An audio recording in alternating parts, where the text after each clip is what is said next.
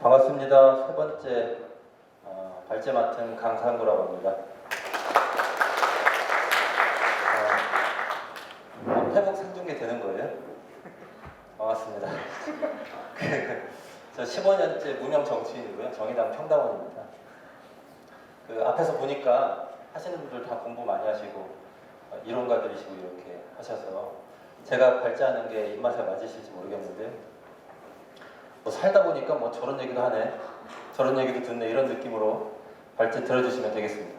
저 오늘 세 가지 말씀드릴 건데요. 첫 번째는 여기 지금 녹색 기본소득이라고 어디서 그 듣도 보도 못한 단어 이렇게 지금 적어놨는데 이제 조금씩 쓰시기도 하고 다른 뜻으로 쓰시기도 하시더라고요. 근데 이제 제가 오늘 설명드릴 저 뜻의 녹색 기본소득은 제가 창시자다. 세 가지 말씀드릴 거예요. 녹색 기본소득의 개념하고요. 그다음 두 번째는 기후변화 대응과 관련한 말씀드리고, 세 번째는 저런 걸 하면, 혹시 하면 무슨 효과가 있을까? 이렇게 설명드리겠습니다. 첫 번째 개념입니다. 그 뻔한 겁니다. 걷거나 자전거 타거나 대중교통 이용하는 사람한테 기본소득 주자 하는 거죠. 그렇게만 말하면 약간 너무 없어 보이니까 생태적 이동 시민에게 기본소득을 주자, 이런 겁니다. 참여소득이에요. 참여소득은 이제 학자분들은 그거는 기본소득이 아니야 이렇게도 말씀하시고, 어떤 분들은 뭐 기본소득이 아주 먼 친척일지도 모른다 이렇게 말씀하시는데요. 하여튼 의미 있는 일을 하는 사람한테 주는 거고요. 근데 이제 이게 조건을 거는 거기 때문에 기본소득이 아닐지도 모르겠고, 그 다음에 저게 보편적이겠어? 무조건성도 없는 거 아니야? 이렇게 이제 비판하시는 게 가능할 거라고 봅니다. 다만 이게 인간인 거는 직립보행하면서부터잖아요. 그러니까 걷는다는 것은 인간 본래의 특징. 그 다음에 아프리카부터 전 세계로 이동하면서 역사를 만들어가지 않습니까? 그러니까 인간의 역사도 역시 이동하면서 만든 거고, 자본주의 들어서면서 이동 못하게 했죠. 공장에 처박아 놓고 일시키고 회사에 하루 종일 앉아서 일하게 하고, 이런 역사에서 사람이 이동을 한다고 하는 건 원래 본래적 특징이기도 하고, 그 다음에 이 사회에 맞선 그러니까 뭐 예를 들면 회사에서 나와야 좀 걷잖아요. 겨우 시간 내가지고. 근데 이런 걸 위한 싸움이기도 할 것이다. 어쨌든 누구나 다 할 수 있는 것이니 어쩌면 보편성을 얻을 수도 있는 거 아닌가, 이렇게 생각해봤습니다. 그리고 다른 참여소득에 비해서 이건 측정이 가능해요. 다 전화기 애플리케이션 하나씩 깔고 계시잖아요. 네, 그걸로 이제 정부가 공인한 애플리케이션으로 측정하시면 되겠다 싶습니다. 제도 설계 예시인데 이거는 뭐 신경 안 쓰셔도 되고, 만약에 저걸 하게 되면 최저임금 심의위원회처럼 녹색 기본소득 심의위원회 같은 거 만들어가지고 거기서 조건과 기본소득 액수를 정하면 되는 거 아닌가 싶습니다. 제가 몇 살부터 몇 살까지 주면 될까를 혼자 막 생각해봤어요. 우리나라 사정을 따져보면 7살 이전까지는 아동수당 주고 64세 지나가면 기초연금 주니까 그 중간 때 드리면 되겠구나. 특히 운전 본격적으로 하는 요때 녹색 기본소득 드리고요. 7살 이후부터 18살까지는 돈은 들이되 국민연금 기금처럼 녹색 기본소득 기금 만들어가지고 그 안에 계좌 개설해서 거기다 넣어주는 거예요. 찾는 건 19살 때부터. 저렇게 하면 본인이 모은 돈을 19살 돼서 기초 자산으로 갖고 갈 수 있습니다. 목돈 생기니까 좋잖아요. 이제 이쯤 되면은 뭐 좋은 건 다 넣어놨네 이렇게 생각이 드실 텐데, 하여튼 뭐 이렇게 생각해봤습니다. 유사 사례가 굉장히 많습니다. 그 워크온 아세요? 워크온? 네. 그 몇 분, 요즘 청년들은 가끔 저거 까는 분 계세요. 한 푼이 아쉬우니까. 그 워크온은 100고에 1원 줍니다. 하루 종일 10,000걸음 걸으면 100원. 아유, 못하겠네. 근데요, 그거보다 더 나간 것도 있습니다. 캐시워크가 그렇고요. 워크온은 청년 스타트업이 개발한 애플리케이션인데, 서울시, 인천 연수구, 경남 김해시 등등 지방자치단체가 저기 들어온 주민들이 걸음 미션을 수행하면 월말에 경품 줍니다. 이런 게 있어요. 요즘 많이 합니다. 근데 이런 거는 제가 보니까 운동하시는 분들일수록 잘 몰라요. 돈도 없는 분들이 이런 거 이렇게 해가지고 한 푼 두 푼 아끼는 거 잘 신경 안 쓰시더라고요. 근데 정말 많이 합니다. SK텔레콤의 통신사에서도 비슷한 거 합니다. 미션 달성하면은 통신료 할인해줍니다. 보험사에서도 합니다. 그 모든 것의 원주는 남아프리카 공화국 디스커버리사라는 데서 한 바이탈리티 프로그램인데요. 역시 미션 달성하면 보험료 깎아줍니다. 근데 사람들이 엄청 건강해져요. 그 회사에서 주장한 거기 때문에 믿을 수 없을 것 같긴 한데 신문 기사에 보면은 남아프리카 공화국은 평균 수명이 한 65세쯤 되는데 저 프로그램 가입자는 80세가 넘는다 뭐 이런 얘기도 있었습니다. 뭐 모르겠습니다. 어쨌든 그런 보도가 있긴 했습니다. 아까 말씀드렸던 SK텔레콤 건강검기는요, 작년 8월에 상품 출시해가지고 현재 120만 명 정도가 가입했습니다. 열심히들 걷고 계십니다. 요새는 KB 하나은행 가면은 도전 365 적금이라고 해가지고 은행 적금도 저 적금 부으시면은 이자 뭐 한 2%나 받고 이런데 저거는 미션 달성하면 3.75%입니다. 그래서 막 카페 이런 데서 서로 가입했다고 막 좋아하고 이렇게 하십니다. 응원하고. 그러니까 이게 요즘 문화라는 건데요. 저는 이런 문화에 좀 민감해질 필요가 있고 여기에 녹색 기본소득의 가능성이 있다고 생각합니다. 한국교통연구원에서 몇 년 전에 연구한 게 있습니다. 각종 방식으로 교통요금 지원 시에 당신은 승용차 안 탈 겁니까? 물어봤어요. 소득공제 제도를 좀 확대해가지고 1년에 겨우 2만 원에서 4만 원 정도 혜택이 돌아가는 경우에 승용차 안 탈 겁니까? 물어봤는데요. 41.8%가 대중교통으로 전환하겠다고 대답했습니다. 교통 바우처, 이거는 월 13,000원 정도인데요. 거의 60%가 대중교통 타고 다니겠다고 얘기했습니다. 그러니까 저 정도 액수로도 사람들이 굉장히 민감하죠.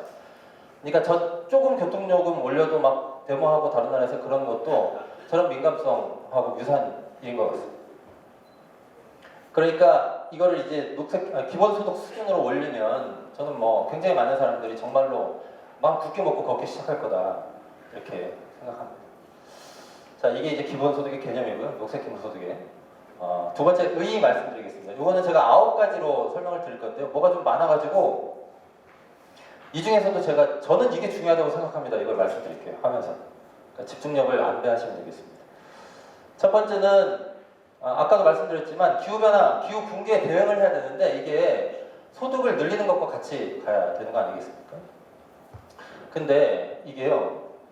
그래서 기본소득 하자는 건데 기본소득을 하면 제 걱정은 그만큼 소비가 늘어날 거 아니겠습니까? 근데 지금 같은 시절에 소비가 늘어난다는 건 화석연료를 더 사용한다는 뜻일 수도 있을 텐데 그게 사실 저는 조금 걱정됩니다. 그리고 이거는 약간 좀 아이러니한 사례이긴 하지만 기본소득의 모범 사례로 자주 얘기되는 알래스카가 요새 난리잖아요. 기후변화 때문에.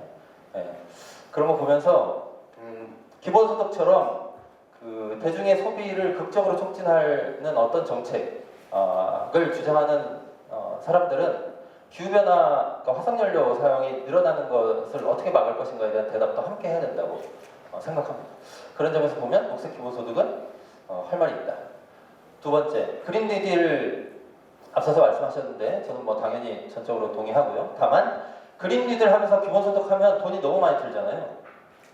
그런 거 아닌가 싶어요. 근데 이게 전례 없는 자원을 동원해가지고 뭐 저 세계 제2차 대전 수준으로 한번 붙어야 된다. 그러니까 자원 동원을 해서 그런 얘기까지 나오는데 그러면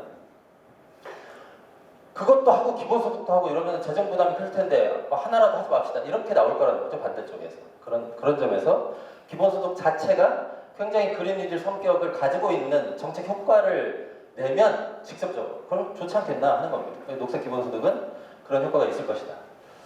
세 번째, 그린 뉴딜은 이게 이제 제 느낌에는요. 아마 그걸 엄밀하게 연구하신 분들은 제 주장이 틀렸다고 말씀하실 것 같긴 한데 제 느낌에는 사회 모든 분야를 바꾸는데요. 이게 약간 뷔페식 같은 느낌이 듭니다. 네, 그러니까 그 뷔페에 막 먹을 것 너무 많으면 뭐부터 먹어야 될지 고뇌하지 않으세요? 근데 그래서 저는 녹색 기본소득처럼 뭐 하나 잡고 그걸 하면 그 다음에 정책들이 줄줄이 따라 나오는 것 이런 거를 하는 게 낫겠다. 그러니까 그냥 널려있는 뷔페보다는 약간 좀 줄줄이 그 옛날에 뭐죠? 프랑크 소세지 그런 거 있잖아요. 그런 것처럼 하나 땡기면 쭉 따라오는 그러니까 이런 식으로요. 소득 증대하고 그게 일상생활도 바꾸고 산업도 바꾸고 도시교통도 바꾸고 하는 거는 여기 지금 화살표가 있습니다. 원래는 그러니까 이렇게 쭉 연결된다는 거죠. 이것도 하고 이것도 하자 이렇게 정책 나열하는 게 아니라 정책이 연결되는 방식으로 구성되는 게 더 좋지 않겠나 하는 겁니다. 그 다음에 네 번째 의의입니다. 하다 보니까 다 중요해서 제가 뭐가 특별히 더 중요하다고 말씀을 못 드리네요. 기후변화 대응하는데 이제 그 정의로운 전환 중요하다고 하잖아요. 그리고 소득도 올라가야 되고 그래서 제가 그냥 문재정부니까 이름도 이렇게 붙여봤어요. 소득주도 기후변화 대응 붙여봤는데요. 정의로운 전환이라는 게 에너지 빈곤증 등등만 신경 쓰는 일이 게 아닌 건 너무 당연하고 전사회적인 변화가 필요하면 전사회적인 혜택도 있어야 되는 거고 그래서 기본소득이라고 하는 정책 아이디어가 매우 접목하기 좋은 것이라는 생각이 들고요. 특히나 아까 뭐 노란조끼 등등 이런 걸 봤을 때 더 그렇다. 그래서 녹색 기본소득 같은 걸 하면 좋지 않겠나 하는 겁니다. 근데 다만 보통 이제 이거는 제가 공부를 잘 안 해가지고 잘 모르고 하는 얘기일 수 있는데요. 보통 이제 기본소득과 기후변화 얘기하면 탄소세 얘기 많이 해요. 근데 그러니까 탄소 배당. 근데 그걸로 충분한가에 대해서는 우리가 좀 따져볼 필요가 있겠다 이런 생각이 들고 저는 기본소득 논의가 갖고 있는 또 다른 잠재성이 있다고 생각합니다. 그건 뭐냐면 뭐 돈이 좀 필요하니까 이 세금도 걷어보자 저 세금도 걷어보자 연구 많이 하잖아요. 근데 그런 각종의 세금을 그러니까 부과했을 때 발생하는 추가적인 온실가스 감축 효과 같은 거 이런 거는 좀 고민해봐야 되지 않느냐. 물론 요새는 이제 세금 따로 안 걷어도 할 수 있는 방안도 나오고 있긴 한데요. 그거는 그것대로 연구하더라도 그래서 예를 들면 국토보유세 같은 걸 거두면 그것이 부동산 불로소득을 차단하는 효과가 있을 테고 그러면 그게 온실가스 감축에는 어떻게 연결되는가 이런 것도 고민해볼 만한 거 아니냐. 탄소 배당만 얘기할 게 아니라 그런 것이고 기본소득이나 녹색 기본소득이나 재원은 뭐 같이 머리를 맞대고 연구를 해야 되니 각종 세금 걷는 정책들이 기후변화를 막는 데는 어떤 효과가 있는지와 관련한 뭐 연구를 좀 더 하면 좋겠다 이런 생각이 듭니다. 그거는 좀 공부 많이 하시는 분들이 연구를 좀 해주셨으면 저는 좀 이렇게 공부하는 사람은 아니고 내년에 선거도 나가고 뭐 이래야 돼가지고요. 여섯 번째입니다. 여섯 번째 아까 이제 뭐 비슷한 얘기인데 정책을 하는데 생활 양식도 변해야 되는 거잖아요. 근데 예전에 우리가 수많은 운동들이 그랬지만 주로 상층에서 캠페인하고 그 다음에 생활 속으로는 잘 못 들어가고 전문가들이 정부하고 티격태격 하는데 국민들은 관심 없고 그래가지고 약간 그들만의 싸움 비슷하게 되고 이런 걸 막으려면 대중이 자신의 생활을 바꾸는 행동이 동시에 체제의 근간을 겨냥한 뭐 그런 정치 계획 같은 게 필요한 거 아니냐. 녹색 기본소득은 그런 목적 때문에 한번 구상해 본 것이다. 이런 과정을 통해서 시민적 역량이 극적으로 상승하고 그게 기후변화를 막는 큰 힘이 되면 그거 정말 좋은 거 아닌가. 이제 한 3개 남았는데요. 이게 이제 제가 생각하는 가장 중요한 겁니다. 뭐냐면 역사를 바꾸는 새로운 대정을 어떻게 출현시킬 것인가 하는 것이 관건이다.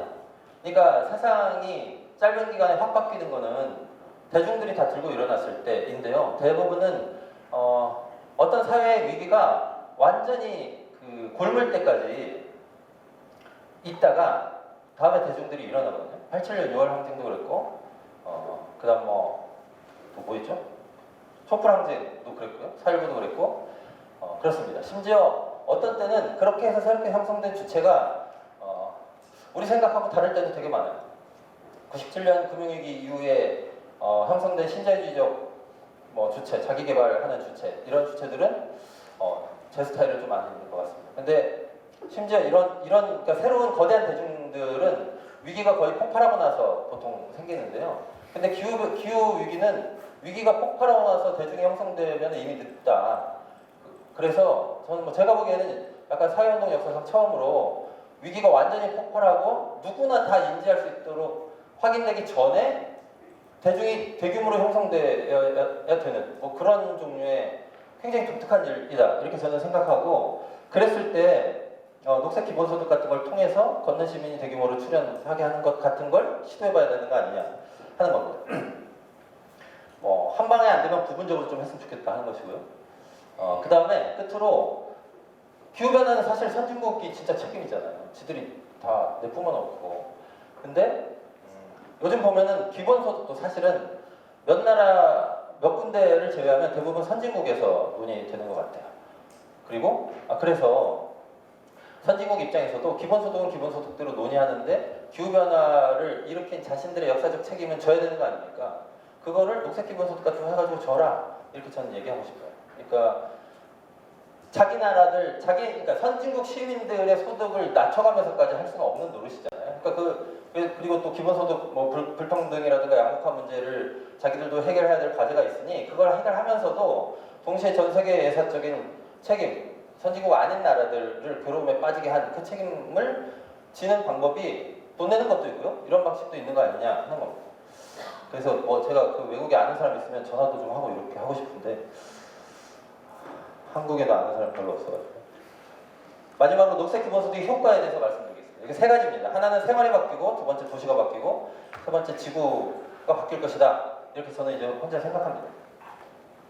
요건데요. 생활 이제 각 분야에서 뭐 이렇게 바뀔 것이다 하는 겁니다. 하나하나 설명드리면 생활이 바뀌겠죠. 일단 소득이 늘어납니다. 그거야 뭐 녹색 기본소득 직접 지급하니까 그런 것이고요. 두 번째는 걸어야 되니까 건강해지겠죠. 근데 이거는 정부에서 나온 자료나 뭐 WHO에서 나온 자료나 어떤 자료를 보더라도 사람들이 일상생활 속에서 적정 수준의 신체 활동을 하는 게 건강 유지에 가장 좋다 이렇게 돼 있고, 적정 수준의 신체 활동의 대표적인 사례는 걷기와 자전거 타기입니다. 네, 그러니까 뭐 아침마다 조기 축구에 막 인생 승부 거는 분들 있잖아요. 여러분들 가끔씩 기부싸고 나타나고 이래가지고 그게 건강한 게 아니다. 그러니까 오래 가려면 걷거나 자전거 타라 이런 겁니다. 그러니 녹색 기본소득을 하면 사람들이 더 건강해지고 전체적으로. 아마 이거는 사장님들이 제일 좋아할지도 모르겠어요. 세 번째, 기초자산 아까 말씀드렸는데요. 불평등 완화 효과가 있고요. 그 다음에 아이들도 좀 잘 놀 것 같아요. 부모님이 애가 뭐 잘못해가지고 또 얘기 좀 하자 이러면 보통 지금은 뭐 너 좀 방으로 와봐 얘기 좀 하자 이렇게 하겠지만 녹색 기본소득이 도입되면 너 나랑 좀 걸을래? 이렇게 하지 않을까. 그러니까 생활 문화 자체가 좀 바뀔 것이다 이렇게 좀 생각되고요. 신체 활동이 중요하게 여겨지면 학교 생활도 바뀔 것이다 이렇게 생각됩니다. 특히 소득과 관련해서는 직접 소득 증대도 있지만요, 간접 소득 증대도 그거 생각해 볼 만합니다. 아까 한국교통연구원에서 나온 자료 보면 승용차 이용 전환에 따른 소득 증대 해가지고 그러니까 뭐 교통바우처를 줘요. 그러면 그 승용차를 이용 안 하는데 승용차를 이용하지 않기 때문에 아끼는 돈들이 당연히 있지 않겠습니까? 그게 연간 뭐 147만 원이다. 1~3분위니까 제일 가난한 사람들이긴 한데 이런 보고 연구 결과들이 있습니다. 그리고 의료비도 당연히 절감되겠죠. 1년에 1인당 경상 의료비, 여기 병원에 내는 돈, 보험료 다 합친 겁니다. 이게 300만 원 가까이 되는데요. 이런 것도 꽤 아낄 수 있는 거 아니냐. 그러니까 이거는 녹색 기본소득을 하면 직접적으로 그러니까 벌어들인 돈은 아니지만 아껴서 간접적으로 올라가는 소득이다. 효과 세 번째는 아까 반복된 얘기입니다. 새로운 주체 출현인데요. 이거 가만히 생각해 보시면 생태적 이동 시민이 대거 출현하면 이 사람들은요 이렇게 반응하지 않을까요? 아니 뭐 걸으면 돈 준다고 해가지고 나갔더니 길이 왜 이 모양입니까? 아직도 자동차가 주인이네. 이렇게. 그래서 구청 게시판 뭐 서울시청 게시판 이런데 맨날 민원넣고 이게 이제 행동하는 주체들이 되는 것이죠. 그러니 생태적 이동의 편의성을 높이는 방식으로 도시가 재구성될 것이고요. 그 다음에 원래 자동차가 아니라 걷는 시민이 주인인 도시는 지역 공동체도 굉장히 활성화됩니다. 하다못해 골목 상권도 살아납니다. 왜냐하면 저 차를 웬만하면 몰고 다니지 않기 때문에 어디 멀리 가가지고 이마트에서 큰 물건 많이 안 사고 그냥 동네 슈퍼 가서 사거든요. 그렇게 됩니다. 그리고 이런 요구에 호응하는 주민 모임이나 사회 운동이 더 활성화될 것이고요. 지금도 이런 거 많습니다. 걷기 모임 이런 게 많은데 이게 사회 운동식의 내용과 결합될 것이다 이렇게 보고, 마지막으로 이런 요구에 부합하는 정치적 견해를 가진 정당이 성장할 것이다 이렇게 생각합니다. 효과 네 번째는 도시의 변화입니다. 제가 크게는 생활이 변화하고 도시가 변화하고 지구가 변화할 것이다 이렇게 말씀드렸으니까 이게 이제 크게 보면 두 번째 효과입니다. 도시가 변하는데요. 대중교통 도시, 자전거 및 보행 중심 도시, 자동차 없는 도시, 그 다음 도시 속에 숨 늘어나고 도시 공동체 활발해지고 뭐 이렇게 쭉 갈 것이다. 지금도 이런 비슷한 것을 다 뜨문뜨문합니다. 서울시에는 따릉이도 있고요. 뭐 버스 전용차로도 있고 BRT, 간선급행버스 부실하지만 이런 것도 있고 수호카 그린카도 있고 심지어 도시 주차 상한제 같은 것도 있습니다. 그래서 도심 뭐 그다음 강남 이런 데는 뭡니까 저 공공 주차장 뭐 이런 거 몇몇 이상은 못 두도록 이렇게 해요. 왜냐하면 주차장이 넓으면 차가 많이 오니까. 이런 것도 있지만 이런 것들이 다 따로따로 떨어져가지고 그냥 각자 각계약진하고 있습니다. 근데 걷거나 자전거 타는 시민이 대규모로 출현하면 이런 모든 게 연결될 수도 있겠다 이런 생각 하고 있습니다. 예를 들면 대중교통 도시는요. 이건 뭐 그냥 저 혼자 아이디어인데 맨날 혼자 통행료 차량 이부제 얘기되지만 되질 않아요. 근데 사람들이 다 걸으면 이거 다 자연스럽게 될 것입니다. 아마도. 그리고 뭐 서울 시내에 여러분 88도로 강변북로 무슨 동부간선도로 서부간선도로 이거 다 자동차 전용도로 자동차 전용도로 일부는 관광버스 같은 건 다니기도 하지만 이런데 저는 전부 없애야 된다고 생각해요. 그러니까 다 자동차 전용도로 해제해야 된다고 생각해요. 이거는 그냥 이렇게 말하면 과격한 건데요. 걷는 시민이 대규모로 출연하면 그렇게 말하는 게 이상한 게 아니죠. 그리고 거기에 간선급행버스 책에 다 들어서면 지하철 노선 뭐 한 10개쯤 넘는 효과가 있을 거라고 생각합니다. 별돈 안 들여도. 그 다음에 자전거 중심 도시, 자전거 고속도로 같은 거 엄청 둘 수 있죠. 시내를 관통하는. 서울시에서 그 비슷한 걸 하려고 하는데 이것도 시민들이 다 자전거 타야 힘을 받는 거 아니겠나 하는 것이고요. 그 다음에 아예 자동차 없는 도시로도 갈 수 있다. 제가 걷기만 하면 되라는 책에 써놨는데 포르투갈 리스본에서 시뮬레이션을 돌렸습니다. 그 도시의 교통 수요를 다 만족하는데 자동차 싹 없애고 공유 택시, 공유 버스로만 해가지고 굴리면 자동차 지금 있는 것에 몇 %만 있으면 교통 수요 전부 만족시킬 것인가 3% 나왔습니다. 나머지 97%는 인간이 쓸데없이 지구 파가지고 이런 식으로 낭비하면서 살고 있는 것이죠. 그러니 자동차 없는 도시로 갈 수도 있다. 게다가 저라면 걸으라고 해놓고 공기도 안 좋고 나무도 별로 없고 이러면 정말 짜증날 것 같아요. 맨날 민원 넣고 그런 녹색당 막 찍을 것 같아요. 죄송합니다. 특정 정당. 저는 정의당입니다. 기본소득당도 와 계신데 죄송합니다. 그러니까 이런 당들을 다 골고루 찍겠죠. 저라면. 근데 그러면 뭐 벽도 남으면 좋고 그 건물의 지붕도 남으면 숲이면 좋고 뭐 그런 거잖아요. 그런 식으로 도시 속에 숲을 넘어서 숲속 도시 만들면 좋겠다. 그리고 제 꿈 중에 하나는 도시의 주차장을 싹 없애는 겁니다. 자동차 한 대 세우는 면이면 자전거 15대 세울 수 있습니다. 다들 자동차 끌고 나오니까 이 모양인 건데요. 주차장, 사람들이 다 걸으면 주차장이 필요 없죠. 그러면 주차장 전부를 숲으로 바꾸면 된다. 도시공동체도 살아날 것이고 아까 걷는 시민이 늘어나면 도시공동체가 살아나는데 그럼 거기서 기후변화 공부 열심히 하고 이렇게 하면 되죠. 에너지 자립 마을 같은 것도 그런 데서 더 잘 될 거예요. 이런 식으로 바꾸는 게 어떻겠나요? 요거는 왜 넣어놨냐면 대중교통 체계를 전망한 보고서를 보면요. 이대로 가면 2040년에 대중교통 이용자는 640만 명이 감소하고 차는 계속 늘어나요. 네, 가망이 없습니다. 자, 마지막입니다. 기후위기 대응인데요. 앞에서 다 말씀해 주셨으니까 수송 짧게만 하면 수송 분야 온실가스 감축은 더 가속화될 것이고 화석연료 차량 규제에도 도움이 되지 않을까 싶습니다. 그리고 저는 전기차 확대나 수소차 확대가 답이라기보다는 차를 사용하지 않는 게 답이다. 네, 이렇게 생각합니다. 타산업 분야에도 영향을 줄 것이고요. 도시가 변화되면 거기서 나오는 온실가스 감축 효과도 있을 것이다. 정부 계획은 매우 부실하고 2030년까지 전기차를 그렇게 300만 대 보급한다고 하는데 그래도 2천만 대 이상은 내연기관 차입니다. 게다가 전기차도 온실가스를 만만치 않게 배출하고요. 배터리 생산 등등까지 포함하면 전기차가 내연기관차보다 온실가스 더 배출한다는 연구 결과도 있습니다.